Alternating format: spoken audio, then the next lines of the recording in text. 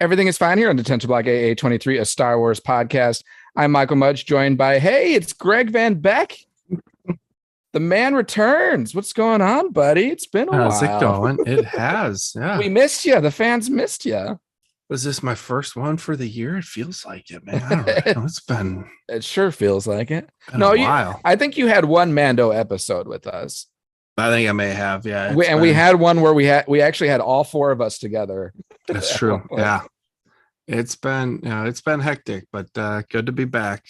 So well, we missed you, buddy. So glad to have you back. And later on, we are going to get his thoughts and opinions and his insight on the Mandalorian show as a whole. But we'll get to some news bits before we get to that. I just want to first call out that we are live. So we have the chat running. So bring us your thoughts and opinions. We'll bring you a part of the show just as much as we are. So we love hearing from all of you. Yeah. So even from, we've talked a lot about a celebration, bunch of news there. And obviously the biggest thing right now is Jedi Survivor will be releasing on Friday. Mm-hmm. So today is Wednesday. So anyone listening to us live right now, if we say Friday, that's April 28th. April 28th. Exactly. So if you haven't pre-ordered it already, get to the pre-order. I would imagine there will be some availability in stores come Friday too, but those might go quick. I see that. I've known that there's like two versions. There's one that's like $69.99, and that's like the standard version. And then there's one that you can get like extra, like gear or modifications, and that's like $89.99. Do you think it's worth spending $20 extra for that stuff? Is it my money or? Yeah, the deluxe edition. Yeah, so the deluxe edition. The standard $69.99, and then $89.99. What all comes on? It's not. I feel like it's not that much. It's some cool stuff, and if you're a collector, like obviously, you're gonna probably try and go for that. You probably, but it depends on what you're getting. Like, true. Like you remember when they used to have like the old like deluxe, and this was before like you download all your games, and I don't know that I've purchased a physical copy, like a CD. Yeah, physical copy. I was gonna say CD, but dating myself on that one. But I don't know that I've purchased one of those in probably close to like 10 years. Something ever since you could start downloading, I would do that. I'm like, do I run to GameStop or Best Buy or where? Nah, I'll just download it, and then you just let it sit overnight. Let it download, and it'll be Christmas in the morning. You buy it at like 6:00 at night or whatever, and then just let it turn the TV off and just let it go.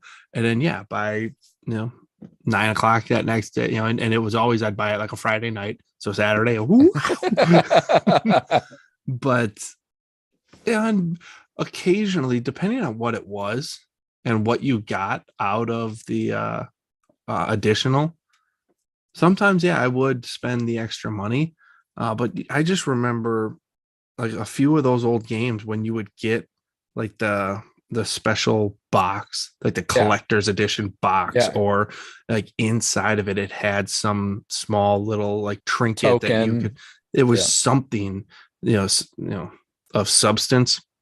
And so I think at that point, then you were like you could justify it in your head, like, well, it's an extra $20, but I'm paying X amount for the game, and then I got this little extra trinket. Which, the trinket will hold value. It will hold value, and like if you're getting like the physical edition of like the deluxe edition, and it comes with like a little like Funko Pop or a little like mini like lightsaber thing, then I'm gonna spend the extra. I'd spend the extra $20.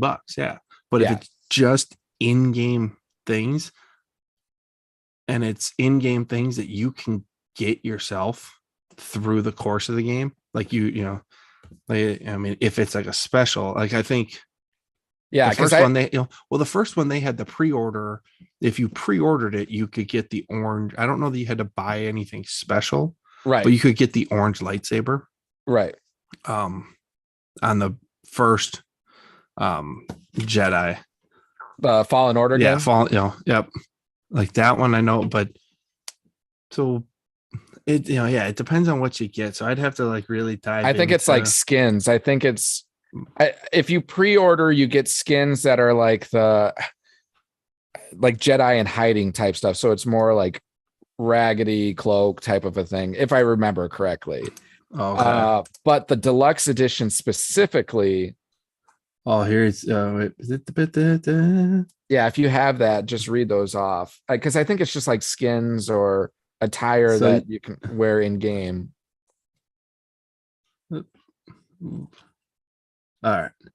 So the deluxe edition, you unlock exclusive cosmetic items inspired by Han Solo and Luke Skywalker as seen in Star Wars A New Hope. So you get the Galactic Hero, which is code for Han Solo. You'll get the Scoundrel cosmetic. BD1 gets a rugged cosmetic. And then you get the DL44 blaster. Okay. So all in-game stuff. That might be worth the $2,500. And it sounds like you can't get it otherwise, right? Yeah, it sounds like it's an exclusive. And then they have the new hero cosmetic pack is the Luke Skywalker, and that has the Rebel Hero cosmetic. It's got the gold jacket that I believe he wore during like the medal. Sure. Ceremony. Yep. The BD Astro. So BD gets an R2D2 paint job. And then you get the Rebel Hero lightsaber. So you get Luke's lightsaber. Sure. It might be kind of cool, I don't know that it's worth $20. Yeah, like that I'd have to, maybe. Let's put it this way. If games were still like $49.99 mm-hmm. and you're paying you get the Obi-Wan as well. The Hermit cosmetic, the Hermit lightsaber set, and the Combustion blaster set. I thought that was the pre-order, or is that the deluxe? No, you get that. You get that with the deluxe as well. Okay. Because that is all that you for the standard edition pre-purchase bonus. That's what you get is the Hermit cosmetic, the Hermit lightsaber, and the Combustion blaster. Okay. So you're getting the Obi-Wan setup on the standard, then you're getting Han and Luke on the deluxe. Okay. No Leia. Like that seems kind of sexist. Right.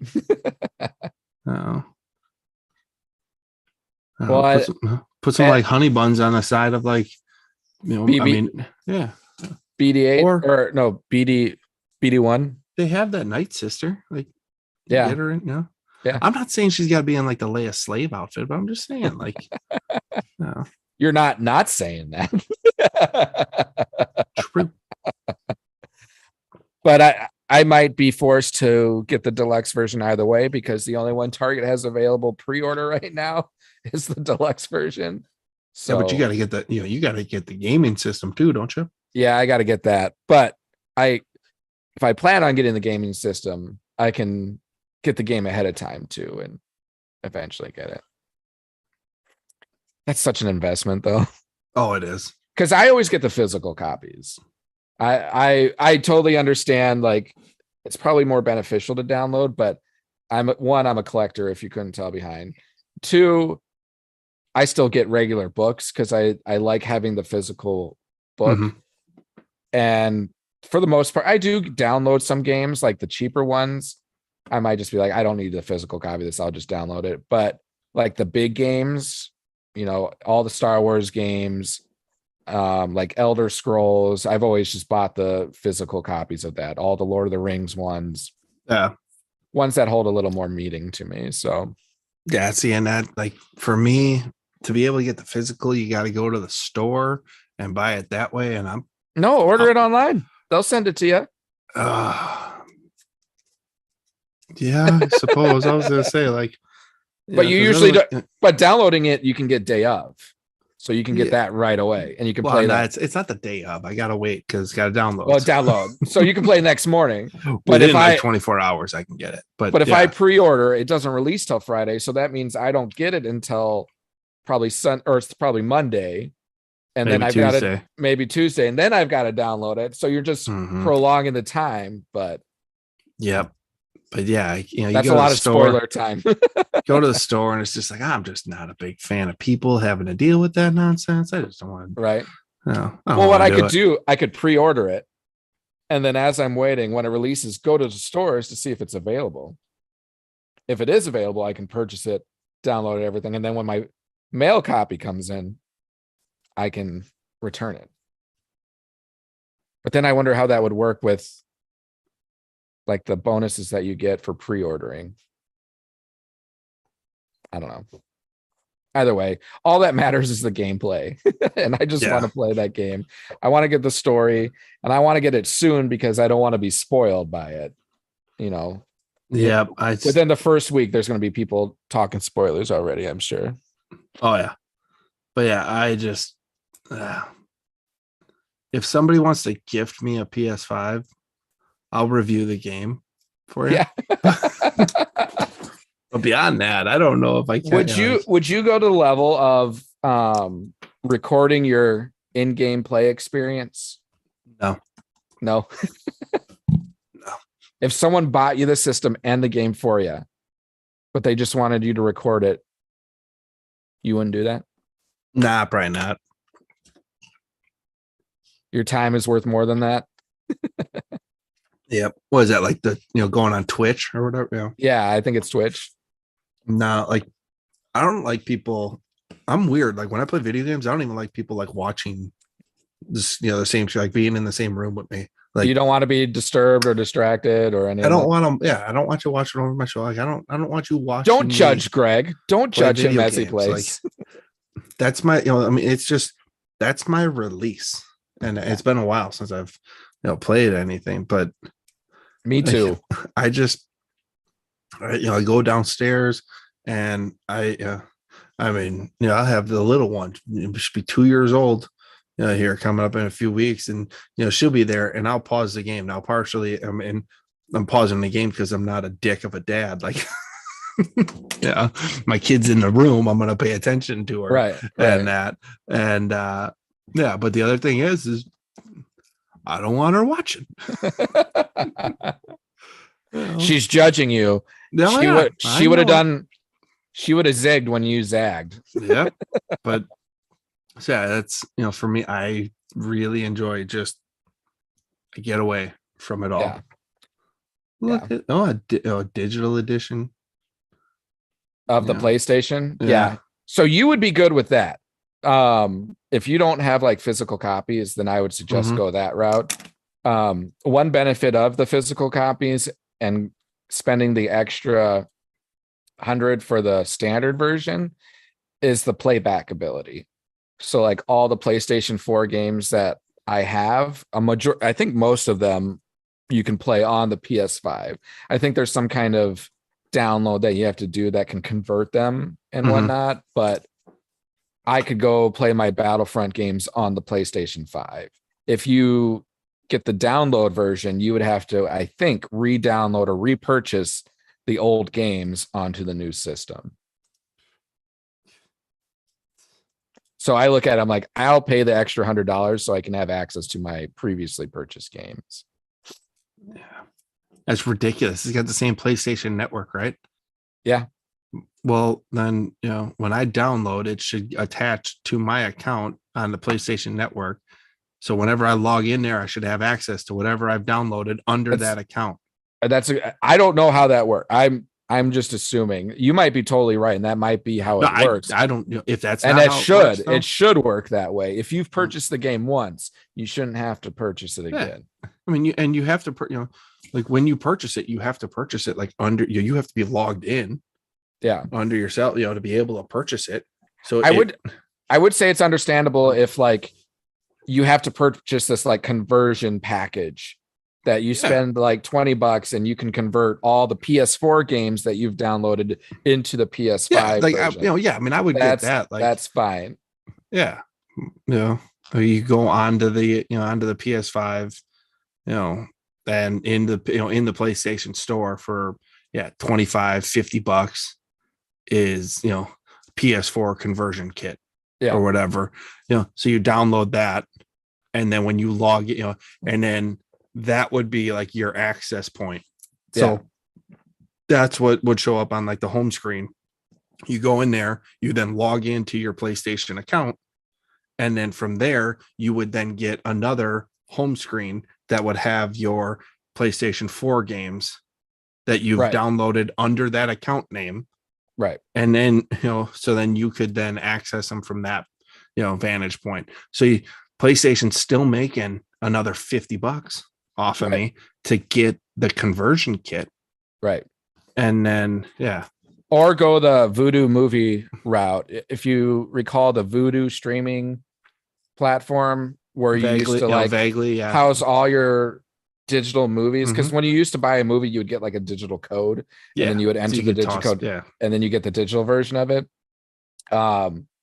What Vudu allowed is if you had a purchased physical copy that didn't have like a digital code with it, you could scan the barcode of your physical copy and then pay like $3 to get a digital, or to get like going from a standard definition to high definition, you pay a little more.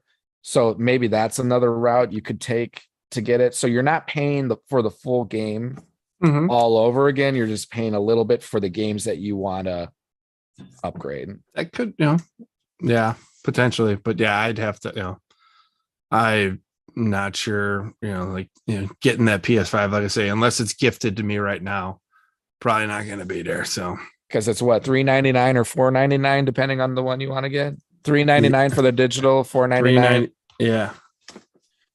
Yep. I mean, that's, and then you're looking at like another, I mean, that's 500. I mean, then you've got the game. So I mean, it's, if you do get the $4.90, like if I were, I mean, that's $500-$600. Which that's like 2 months car payments. It just, like $500. That's, I mean, that's a couple weeks worth of daycare right there. Like, right. Now you get older, you start going, all right, wait a minute. Do I need a new gaming system, or do I need my kid in daycare for a couple weeks? Need my kid in daycare. Daddy's going to work from home for the next couple of weeks with you in my lap. Won't even be able to play. I got this new gaming system. Can't even play it. I think that's the other thing, is that, like, figure it out. And I'd love to get, and maybe later this year, but like right now, getting the game, and like for me, spoilers, doesn't matter as much. I'm gonna have my fun with it, playing the game either way. But like I'm gonna have to wait and and see later on down the road, just because, like I said, I haven't played. I mean, if I've played 3 hours of video games this whole month, that's that might be stretching the truth. Like, I don't know for sure. And it's just, as you get, you try to, you go, and a lot of times, if I am going to play, it would be, right now it's like 9:00 at night for both of us. Right. This would be right around the time when that you would be playing. Yeah. But even that, like at time with work and the kid and whatever, I'm just going to sit and because like video games, it doesn't take a lot. It doesn't take a ton, but it's still like you got to kind of focus, and and it does take, and you get going, and you're just like, I am just mentally done. Like I don't, and then you lose sleep because you're like, okay, I'm just going to continue to play until 11 o'clock, and then I'm going to bed. And then 11 o'clock comes around. Okay, I'll play till midnight, and then I'll go to bed. And then it just continues and continues, and then you don't get enough sleep. And then and then you're screwing yourself, and it's just so upsetting. But it's the trade-off you make. I apologize if I keep looking over my shoulder. It's because I've got the Bucks game on, and clearly from my attire, I'm supporting the Bucks right now. So I got it right here. You got it right in front of you. It's right behind. Yeah, it's right behind. I've got it right there. Yeah. So I'm also getting all the lights flashing on me on the side. So that's what that is. You might be able to see it through my glasses. I actually was looking at that earlier to see like does he have the game on? I'm trying to look through the reflections. I do. I've had the game on one TV, and then I've got the hockey on another. You got playoff hockey, man. You got to watch it. Who are you going for the playoff hockey? I'm rooting for the Wild to be able to pull it out. I think they play Friday. I don't think they're down 3-2, right? Yeah. They're down 3-2 now to Dallas, and I just cannot stand Dallas. Why can't you stand Dallas? Because Brett Hull's skate was in the crease. Oh, all right. Okay. I mean, it's a BS call. Like their title should be negated. Yeah. Buffalo got screwed because Hull's skate was in the crease, and he knows it. He knows his skate was in the crease. And he's not a Buffalo fan, so there's no bias there. He's a Detroit Red Wings fan, so it's bogus. I mean, it was clearly right there for all. I digress. So yeah, I just not a Stars fan. Whoever wins that series is who I'm pulling for. Well, yeah, because you grew up in those two states. Yeah, not that Dallas is a state, but touche. No, but when I lived in Dallas, the second time I lived in Dallas, we had a neighbor friend who lived 2 houses down, and his mom was like some kind of representative for Mike Modano. Okay. And she got us like signed jerseys from him, and we got tickets to go see games from time to time. I never truly embraced the Dallas Stars. I liked them, but I didn't fall in love with hockey until I lived in Minnesota full time. And when I fell in love, that was after the North Stars moved down to Dallas, and all they would show are Blackhawk games in Minnesota. So that's kind of who I follow. So I'm a Blackhawks fan. Yeah, but no, I couldn't do it. But then when we moved back to Texas, that's when we were near that neighbor who got us the Stars stuff. So, and I have friends that are Stars fans, and I've got friends that are Wild fans because I live in Minnesota, so I can watch them. So nothing against either one of those teams. I totally get the Brett Hull thing. I would agree with you. That was a bad call, even though. Yeah, it just, I mean, is what it is. But yeah, I get the Minnesota Wild down here in Wisconsin.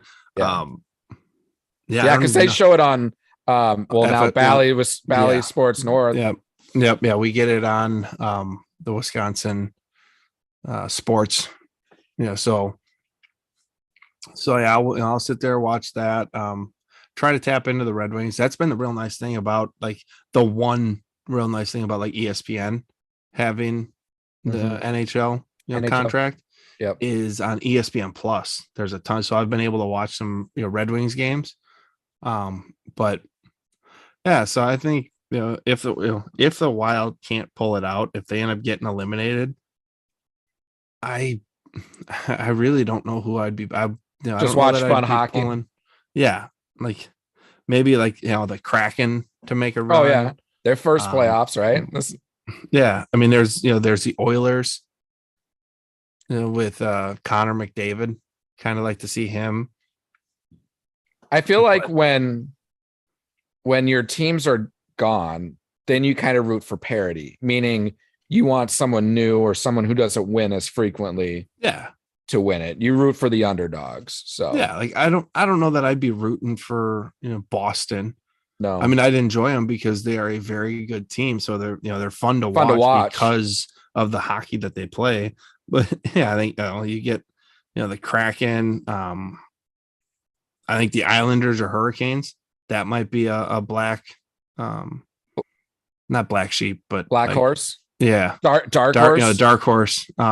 That I'd kind of be interested in either one of them.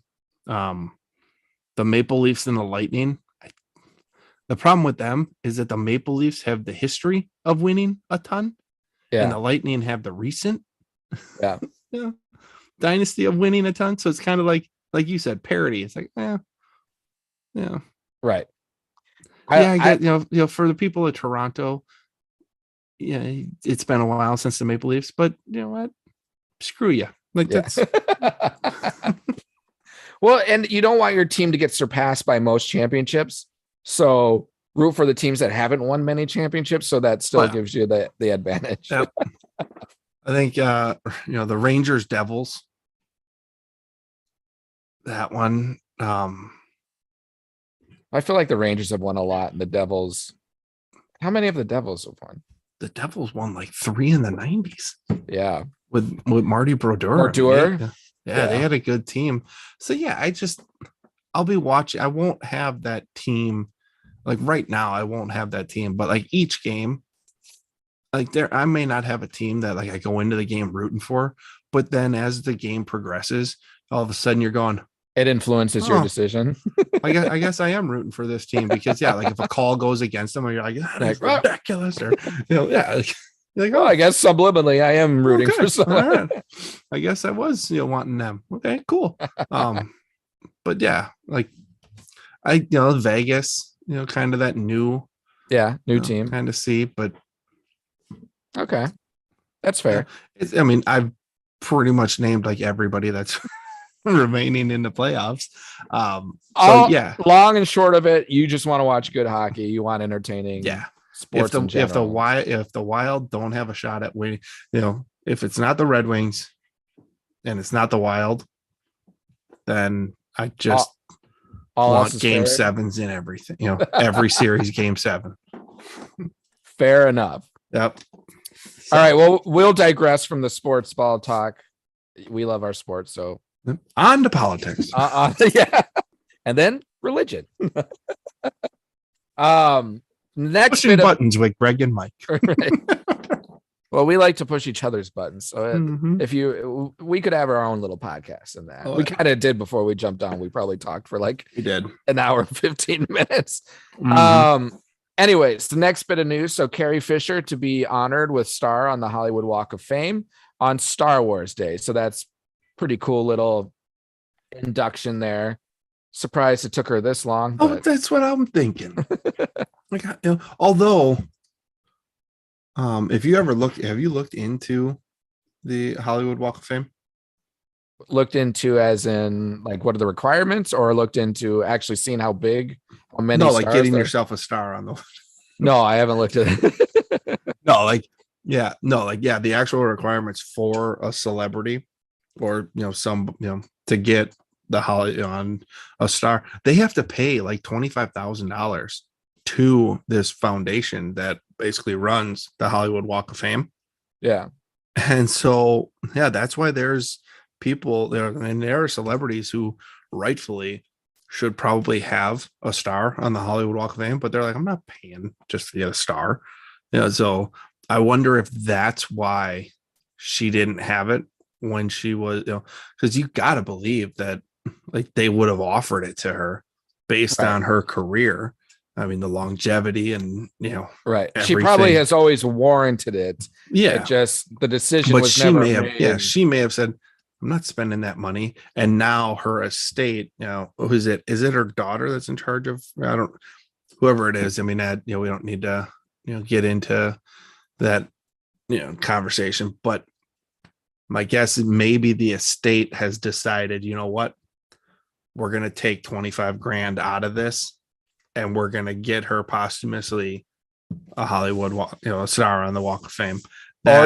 Or like a donation or GoFundMe type situation where people contributed towards getting that could be too. That very well could be too. I agree. A fan club. Yeah, something probably along those lines probably helped her get there.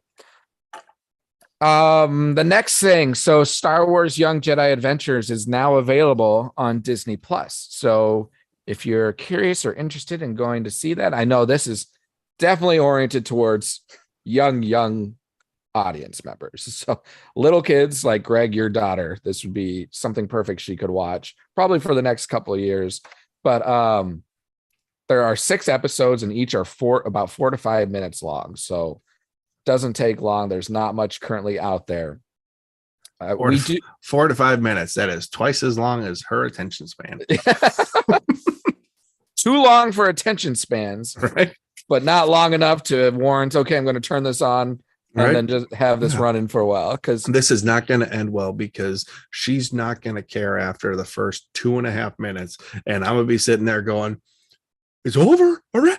Mother front door. less than 30 minutes of overall material currently out there. I'm sure they're going to add more to that. I don't know. I don't know if it's more. Yeah, but it makes sense for them. Yeah. Well, like why go all out? Like 30 minutes. How are these 6 episodes received? Well, how does it go for something like Coco Melon or other kids shows? Like, I get the time length of only like 4 to 5 minutes, but you only release 6. You release only 6 episodes, because I think Coco Melon would probably, one season probably has like 20 different things you can watch. I don't know. I have no kids, so I'm speculating, but it's what are so I'd have to look into it more, because like when I think like Paw Patrol has 2 episodes, it's on for a half-hour block on Nickelodeon, and it's got 2 different episodes. Now you have commercials tossed in there as well. Sure. So each episode is probably, I'd say, like 10 minutes or so. Okay. You probably have 10 minutes of an episode, commercial, 10 minutes of an episode, or whatever, I mean, that's kind of where you're going to be at. Bluey has 3, again, it's a half-hour block, and I think those technically, I think they consider each each one in episodes. Like a half-hour block has 3 episodes. It's not one episode with 3 different stories. So like, I mean, however that's broken out, but yeah, it's so it's broken out. You start it, they'll do an episode, they run that, they go commercial, come back, run an episode, commercial, run, and then you're basically done. Commercial into like the next half-hour block. So I mean, what are you looking at? You're probably looking at 10 minutes of commercials maybe in there, and so then 20 minutes divided by 3 episodes, it's going to be 6, just over 6 minutes an episode. So, something along, probably something along those lines, between 6 and 7 minutes an episode. So when you think about, if it's broken out that way, you think about it, a 5-minute episode is probably where you're at.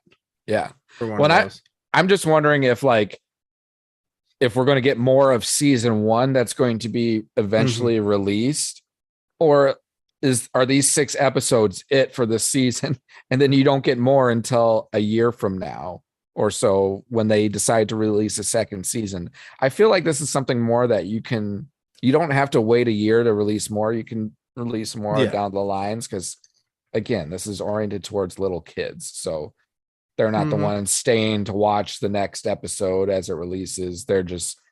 It's more one sitting type of a thing. So so I'll be interested to see how they do the releases, but I do think, from the sounds of it, I mean, if you have these 6 episodes, I mean, it sounds, you say it's like a half hour, which roughly, total amount of runtime for the complete season right now is under 30 minutes.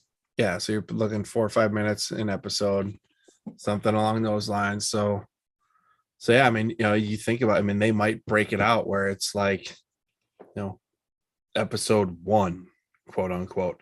Then you have 1.1, 1.2, 1.3, then episode 2, 2.1, 2.2, 2.3, and those are like your 6 episodes. Yeah. Or your 6 different stories within the 2 episodes, and maybe it's just a quick teaser. All right, hey, let's put this out there, and let's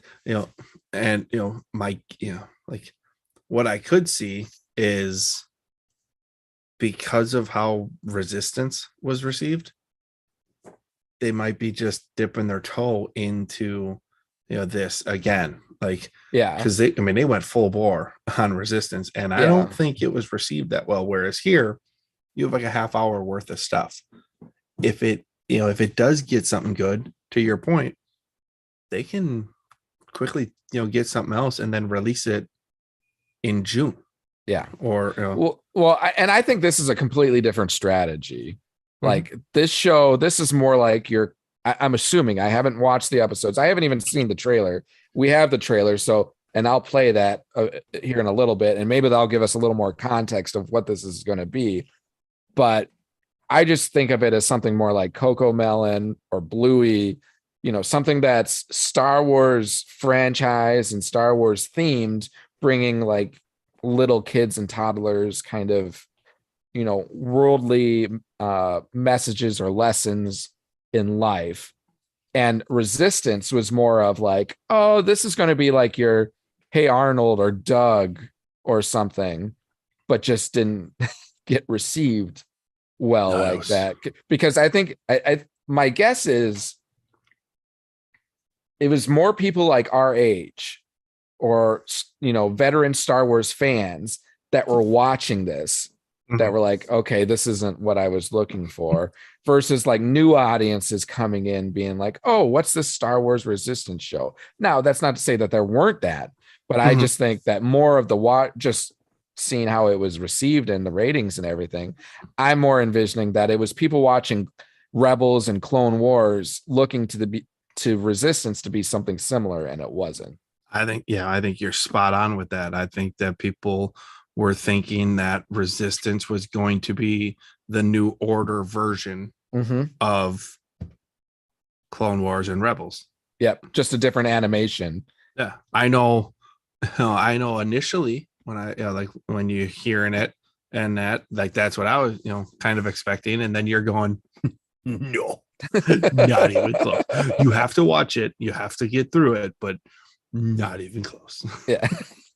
And I mean, hey, I'll take any more new Star Wars stories I can, which I don't have a kid yet. And I guarantee you, I'm going to watch these Star Wars Young Jedi adventures because I want more content. I want more world building and everything. Yeah. And heck, I know Yoda's in it. So, hey, I'll get to learn more about Yoda. Well, and the other thing is with Jon Favreau and Dave Filoni kind of at the helm for the Disney Plus side of the stuff, you want to watch this content because they're watching this content. So when they bring something to like a live action setting or another project that Filoni may have, they're going to reference something in this little throwaway 6-episode children's thing.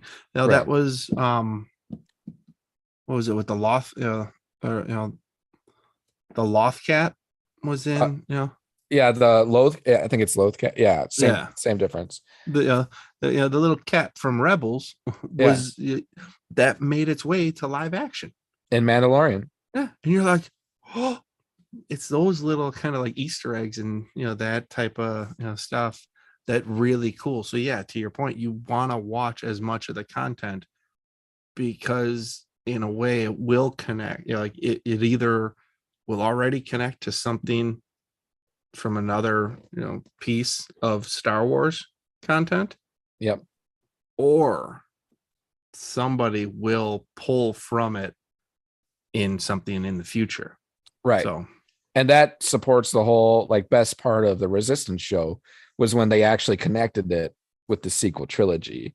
Yeah. And you get the overlapping those 2 episodes. Yeah. Yeah.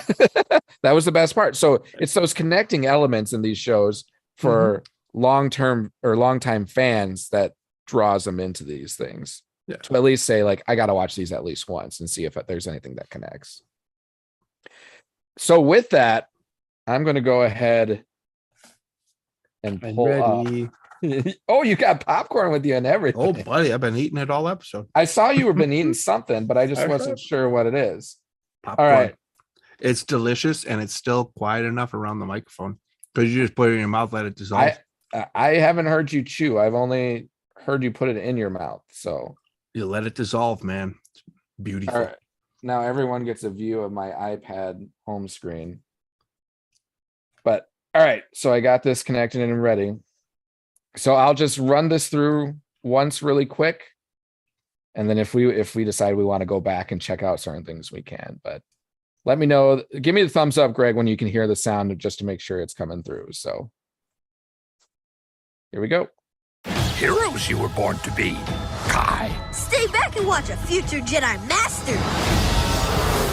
Liz. Hi there, little one. Nash. This is the fun part. And Nubs. Nubs. Your first adventure awaits.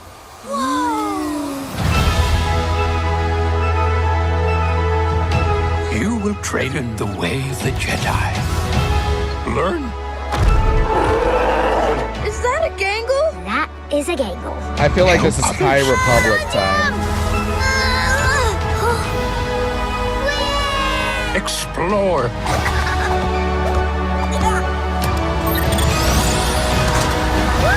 Yeah, those look like vectors.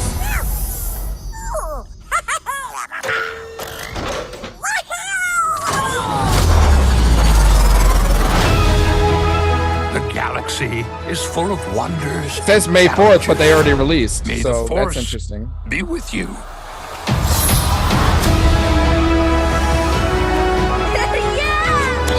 Maybe they only released We'll be the fine if we preview. stick together.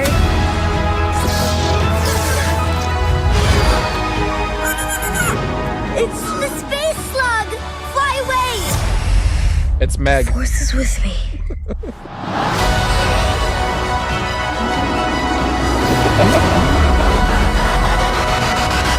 Young Jedi Adventures. Going on adventures with my Jedi friends. Hope this fun never ends. What? It's my new Jedi friend adventure song.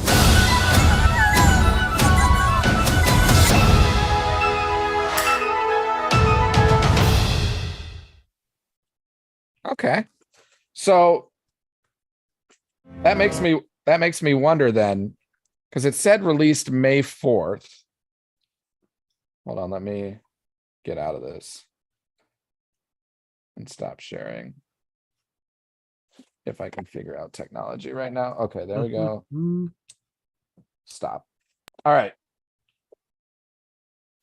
Yeah, so maybe, we were talking about only 6 episodes. Maybe there's going to be more released on May 4th, and the episodes that have been released are just kind of like a prelude, introduction. Who knows? It is set during the High Republic era. Okay, it is set during the High Republic. Yeah, because those ships, they look like vectors, which are from the High Republic books. I couldn't help but thinking of Family Guy and Meg when I saw that worm thing. Creature named Nubs. It's like a homage to Nub Nub, the song from the Ewok celebration. Yep. But Those 6 shorts were released on YouTube ahead of the series premiere, before also being available on Disney Plus. okay, So, So these six are just short little. Check it out. so season 1 hasn't even been released yet. Okay, No. so that makes more sense on why they're short and there's only 6. Okay. See, we just need to do our due diligence and research, I guess. But pretty cool. I will go and watch them. It's something that I could probably easily binge and get through. So we probably won't bring that as a review or anything to our podcast. Probably doesn't warrant that. But if we want to talk a little bit about it at some point, we can. But Visions, we will be. Visions, I am looking forward to. That's also being released on May 4th. So looking forward to that. And shout out to Records of the Republic. We are looking to do a co-op episode recording with them to talk Visions. So that will be around the May 4th timing. So looking forward to that. And then the other news thing that I have, some updates on Andor season 2. And this first piece is actually pretty big news, and it makes me super excited for season 2. So, according to Star Wars Newsnet, Andy Serkis confirms that Kino will return in Andor season 2. How? Is he a Great Force ghost? question. No, he's apparently, or sounds like he's not dead.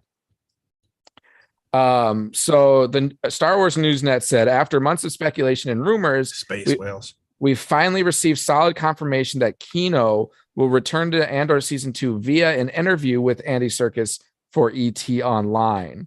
The actor talked about the character's fate after season 1 and what he may be up to in season 2. And Andy Serkis is quoted, "If Kino jumped, that would be the end of him and he would be out of the picture. But no, he's alive and he's working out his next move." So he didn't jump, but he's still alive. So I think that's exciting because I think he was definitely a major focal point of that show. The development of his character was awesome to watch over the course of that first season. Yeah. So it tells me that he's either going to, I mean, he can't, the Empire saw him rise against the Imperials in that like facility. So he's not going to be like some spy or anything, but maybe there's some other people that didn't jump or still left behind and he's kind of recruiting them, or who knows. There's other facilities out there because remember that was just one pod of a bunch. So maybe he stays on and he tries to figure out a way to communicate with them, and leads a revolt through more of them. Yeah, and kind of gains support through the rebellion using these prisoners. So that could be. There's so many possibilities, and that we're not even close to the right track. Yeah, and I'm okay with that. I'm okay with that. I mean, that's the best is, when you come up with your theory, and if you're right, then you're like, oh, I could write for Star Wars. This is fantastic. Like, and if you're wrong, well, then you just enjoy the content that you're given. Like, it's a win-win. Yeah, it's a win-win. And honestly, and we'll get into this when we talk your, reflections on Mandalorian. But at this point with Mandalorian season 3 done, I'm almost more interested in Andor season 2 than what comes next with Mandalorian. That's not any knock on the Mandalorian. That's just how curious I am and how well season 1 of Andor was produced. I want to see them do that again. Yeah. I want to see them capture that same excitement. And that show was just, not many Star Wars movies or shows were production wise done as well as that.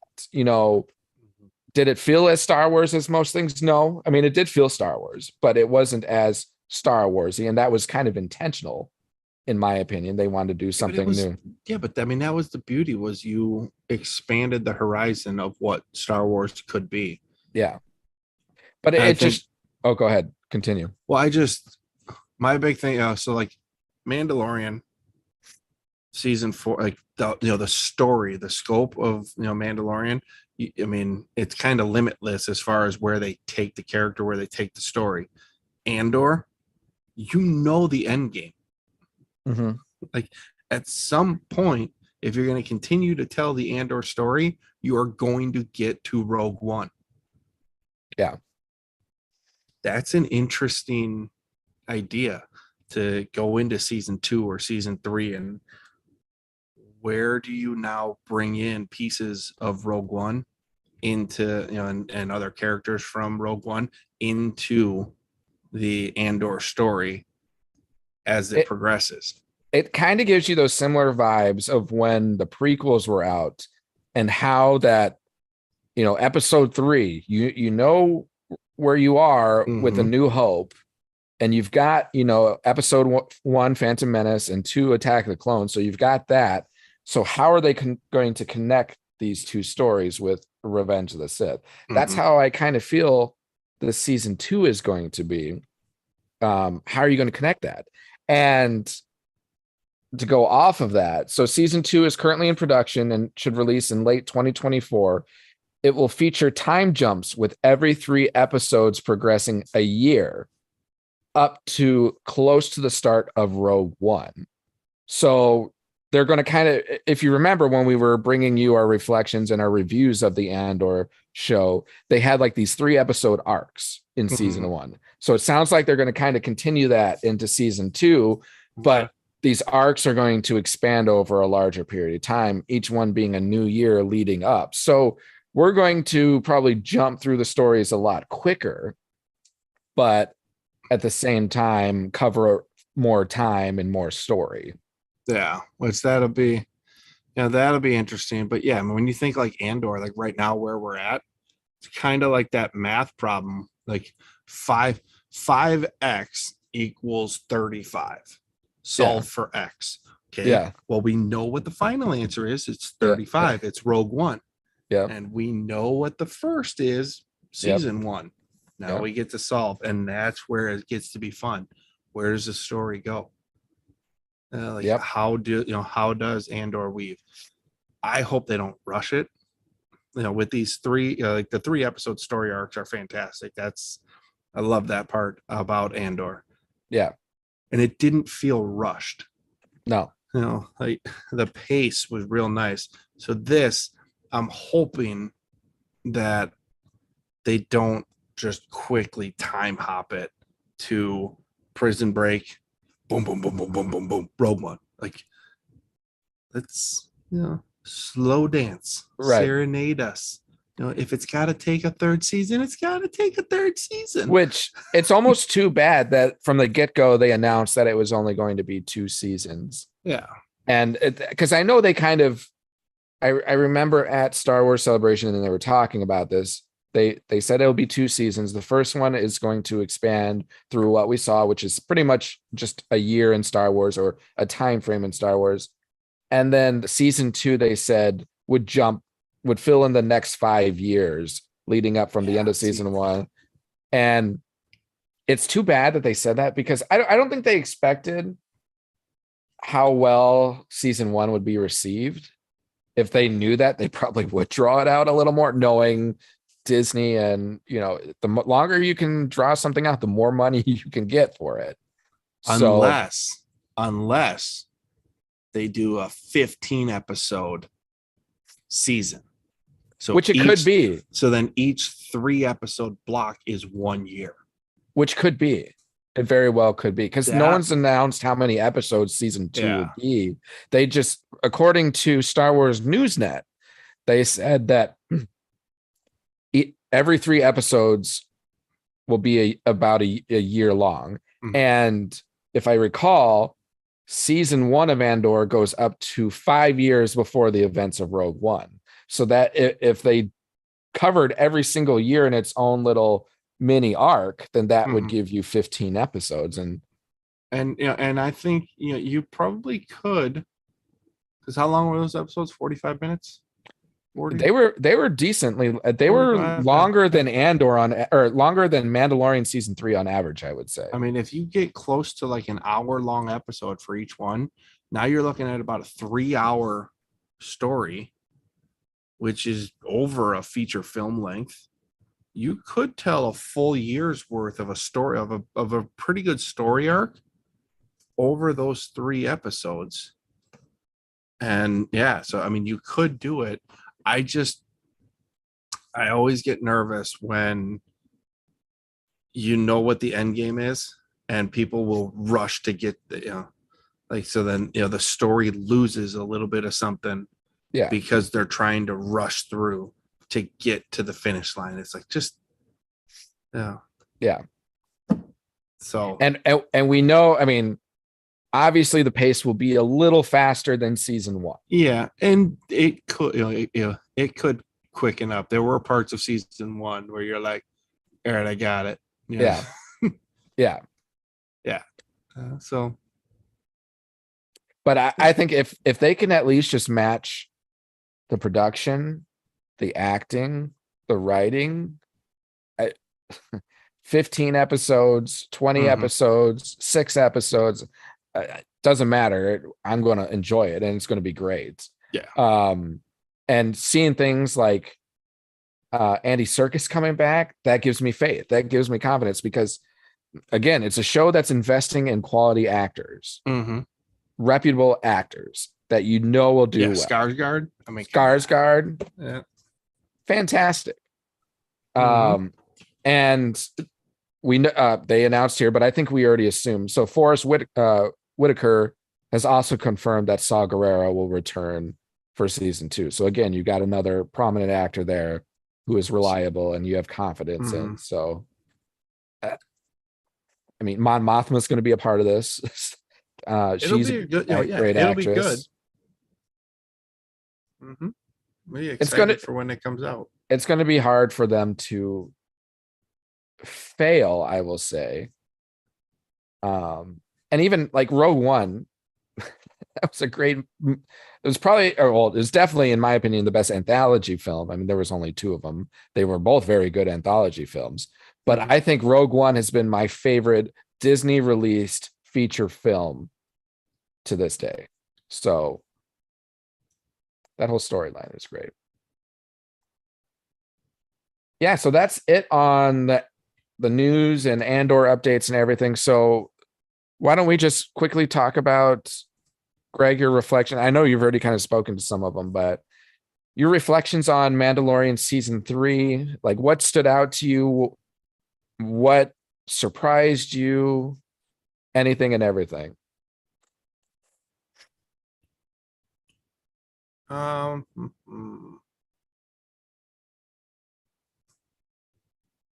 it felt, I mentioned it before, but it felt like there was a conscious effort to minimize the role that Grogu was going to play, because I don't believe that the initial plan for season 3 included Grogu.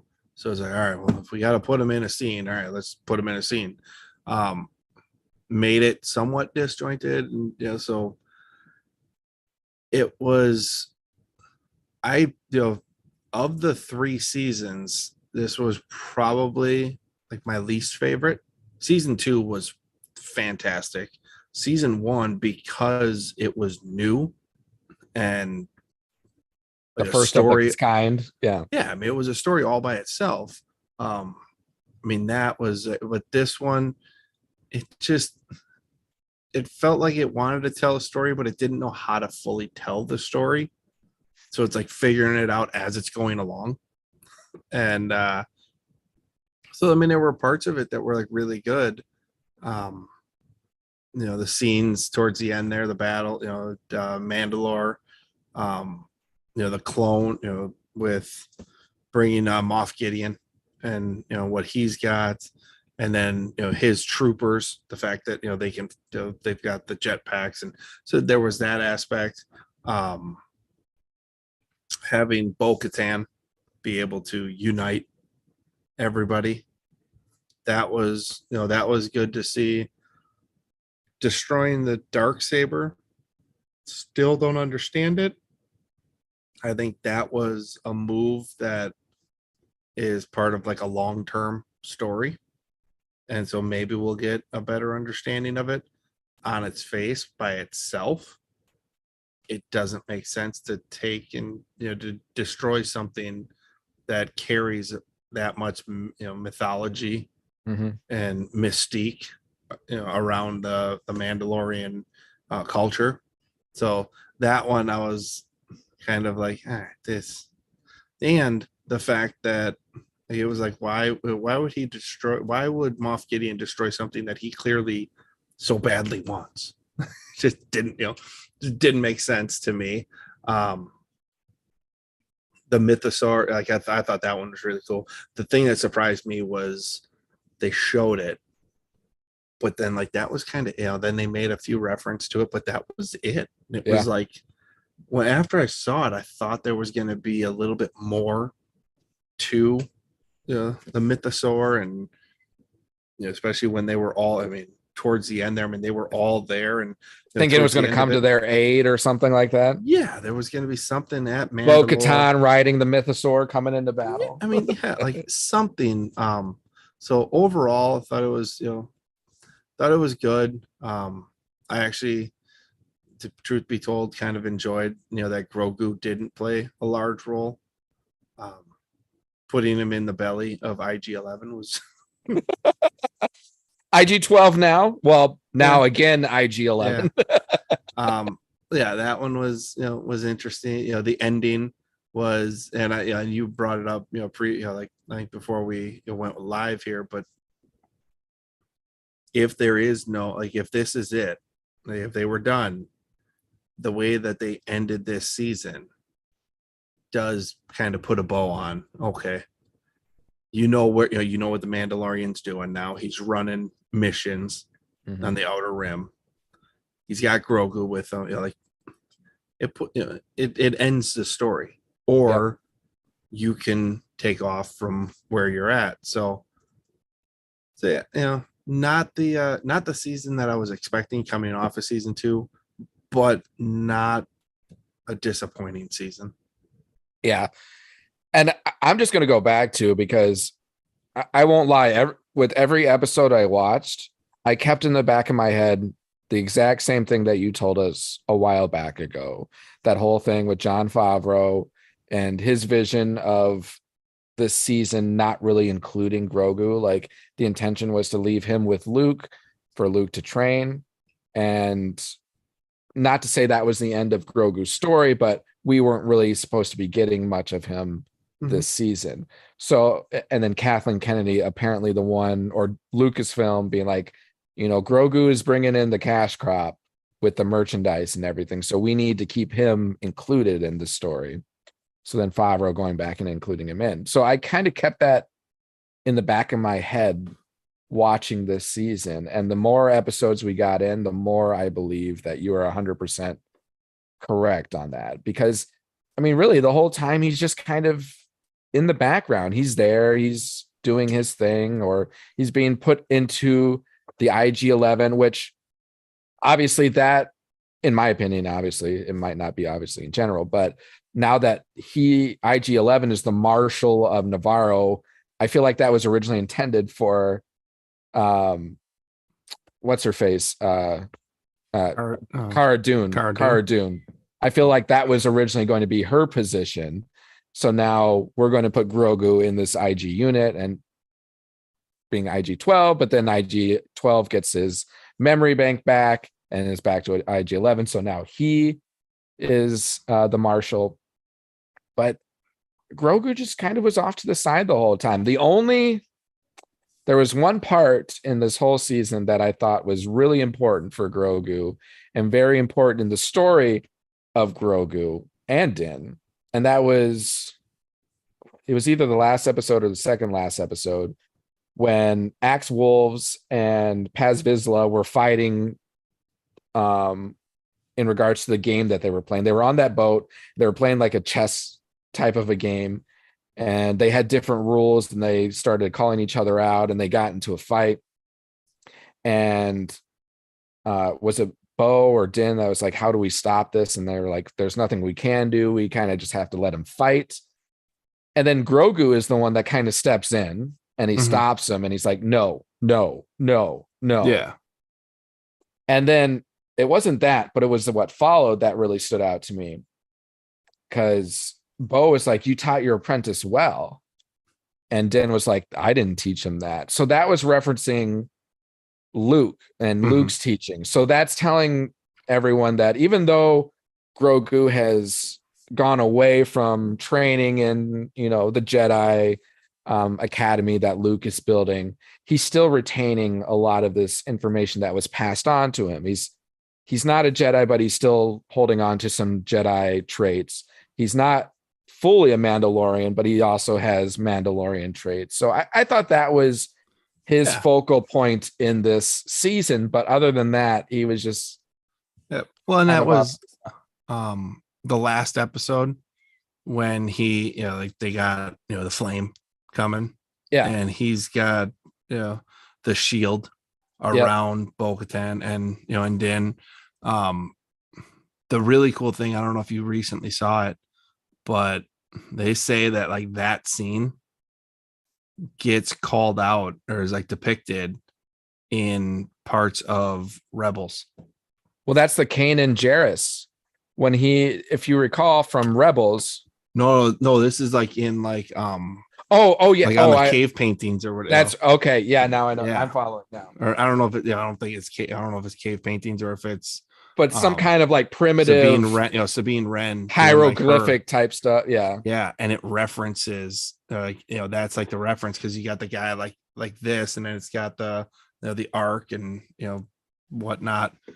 And so I was like, if that is truly what it is, and given Dave Filoni and Jon Favreau and their ability and their foresight, the foresight, but their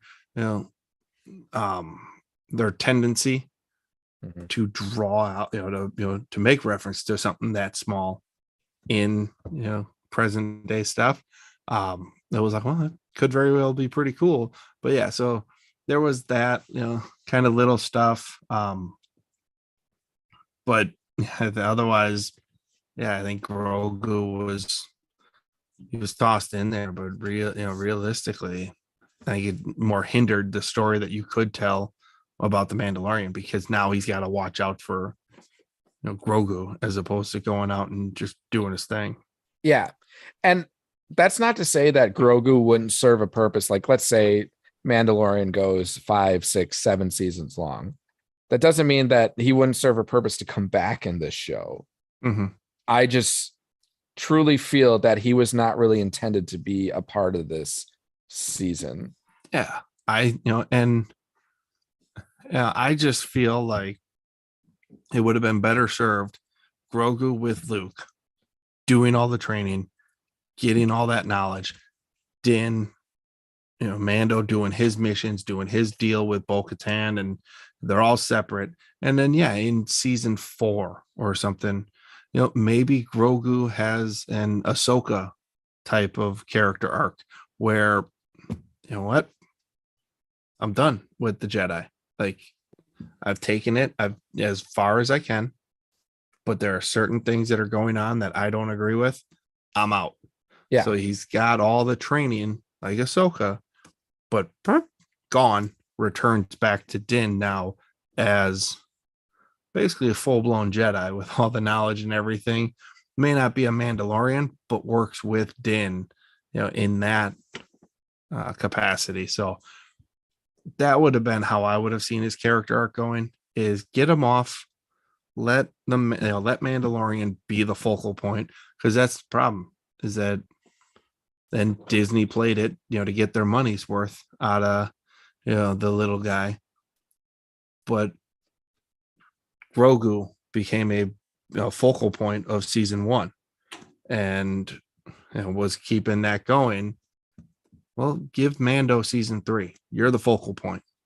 Yeah. You, Bo-Katan, rebuilding Mandalore. Yeah. Uniting the Mandalorians. Grogu can then come back in, season 4, whenever. Well, and I think it would, to support that, it would have been fascinating.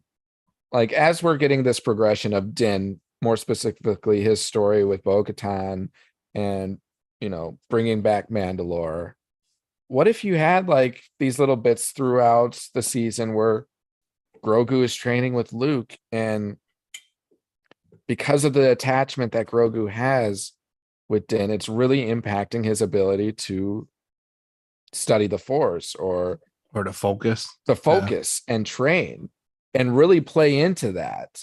And then that is what ultimately leads to Grogu's decision to come back. Yeah. Because I will say, I do think Grogu is destined to not be a Jedi.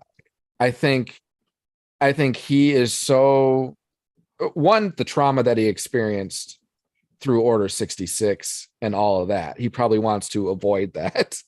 Yeah.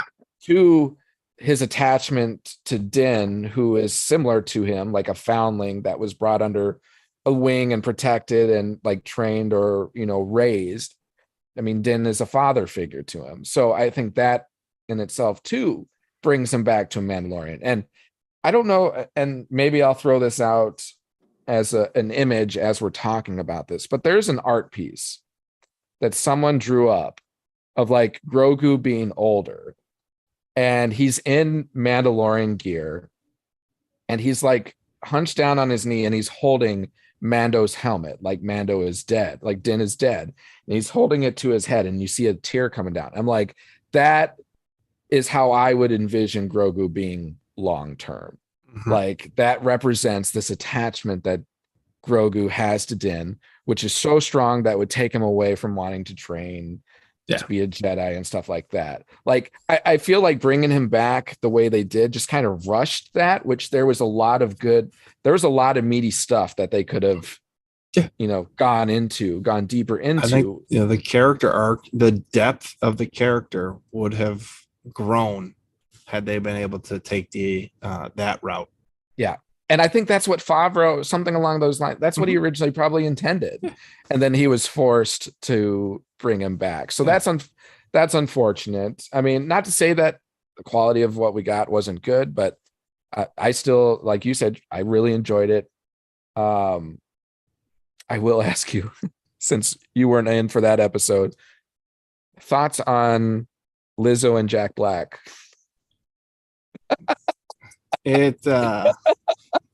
I had to ask. That's a very standout moment in the season.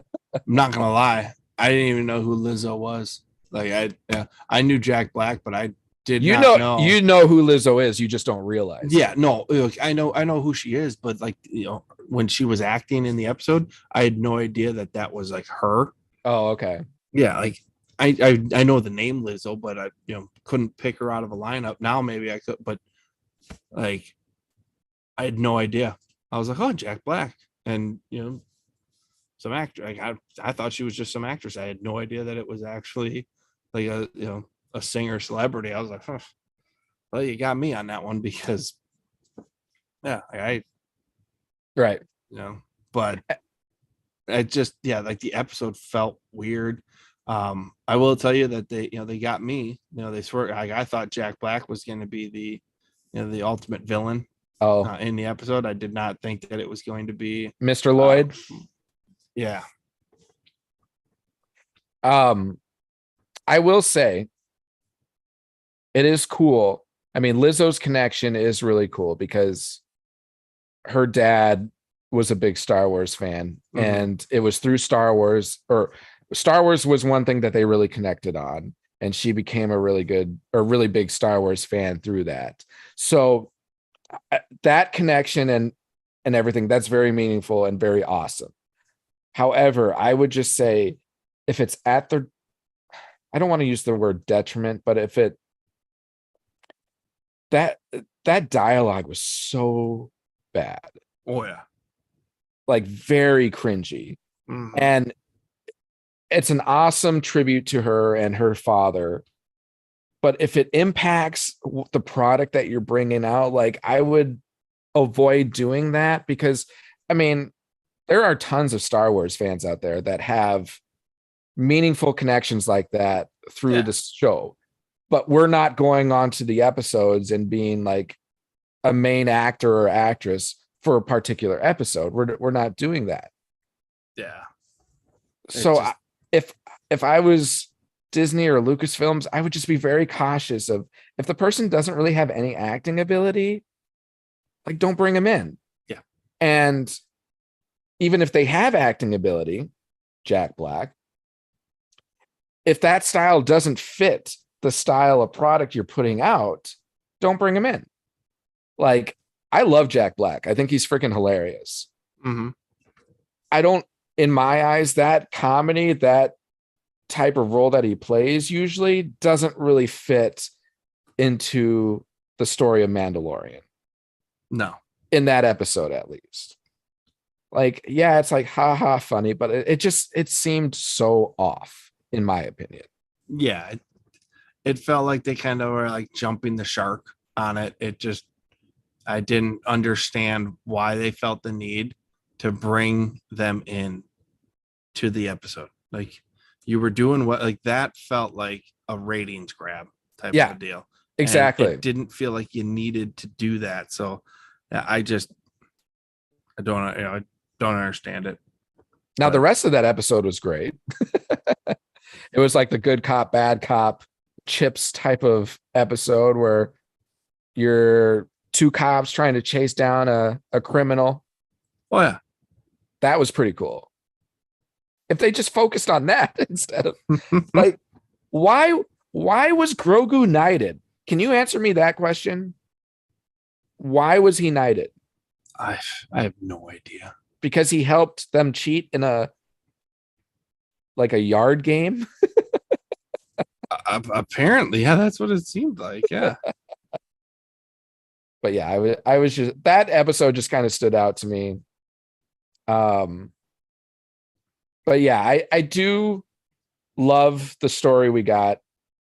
And I forget, I know I referenced this before and I forget who said it. So I apologize for who I should credit this, but they said that The Mandalorian is more like a comic book. You get an issue and it's like a lot of action and everything in those episodes. And that's exactly what it was. And then Andor is more like a book. So, we were talking about Andor earlier. With a novel, you get a better kind of product. It takes maybe a little longer to develop, but ultimately you're getting a really deep, meaningful product. Whereas Mandalorian, it's like this flashy, very much feels Star Wars. We're going to throw X-Wings in there. We're going to throw Mandalorians in there. We're going to throw Jedi, like all this, getting that nostalgia.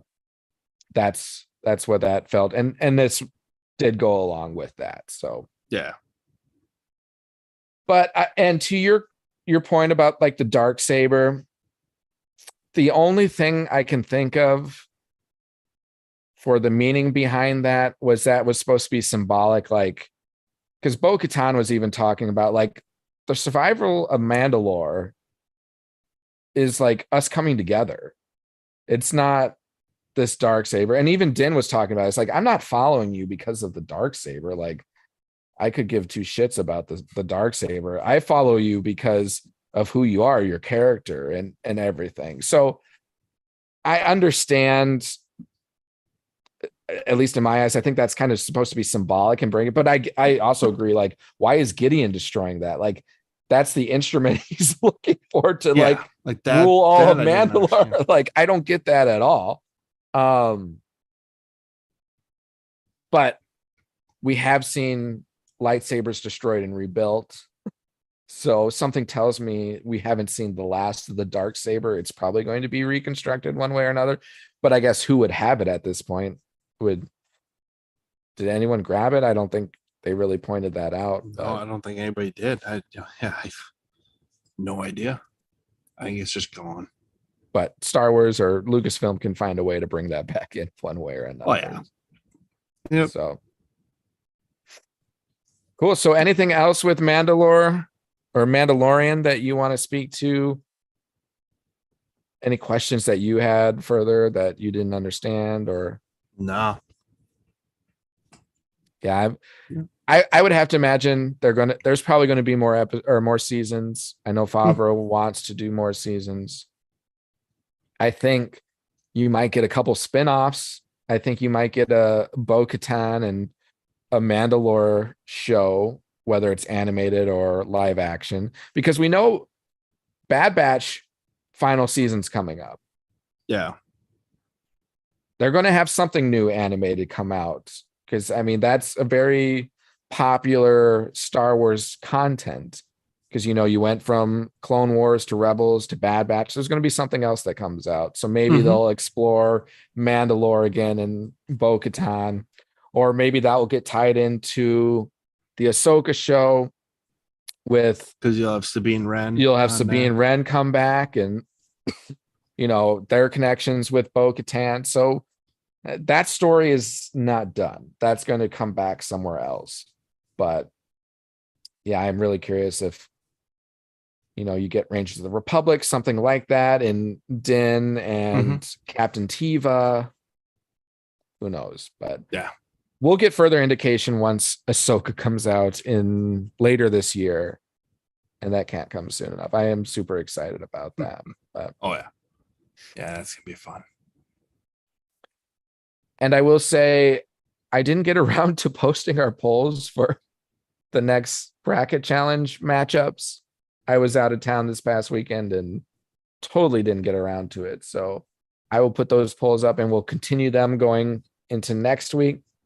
So again, matchup number 19, which is the seeded 7 Star Wars Republic Commando versus number 26 Star Wars Force Commander. And then matchup number 20, number 10 Star Wars Bounty Hunter versus number 23 Star Wars Trilogy Arcade. So, and just to speak to our social media handles, you can find us on Twitter at DetBlock AA23pod, on Instagram at detention_block_AA_23, and then our Facebook group and YouTube channels, Detention Block AA23, a Star Wars podcast. Bring us your likes, downloads, subscriptions, ratings, all of that. We greatly appreciate anything that you can do to contribute towards our podcast and getting our name out there. Again, those reviews really go a long way, especially 5 stars. It gets our name out there. And come join us in our chats, when we're having our live broadcasts or our premieres, because I am available during our premieres to talk along with everyone out there and answer any questions. So on that, any final thoughts on anything, Gregory? Nope, I got nothing. Bucks we're still leading right now, 78-75 with a little under 8 minutes in the third quarter. So we'll see how that ends up going. And I'm looking forward to doing a co-op episode with Records of the Republic. We'll find a way to get that scheduled in with everyone so it aligns. But we've never had a co-op with another that'd be interesting Star Wars podcast. So I think it'll be pretty fun. But all right, and with that, have a great rest of your day, rest of your evening, rest of your week. Thanks again for joining along with us today. And as always, may the Force be with you. We don't have Dustin to say and also with anything. So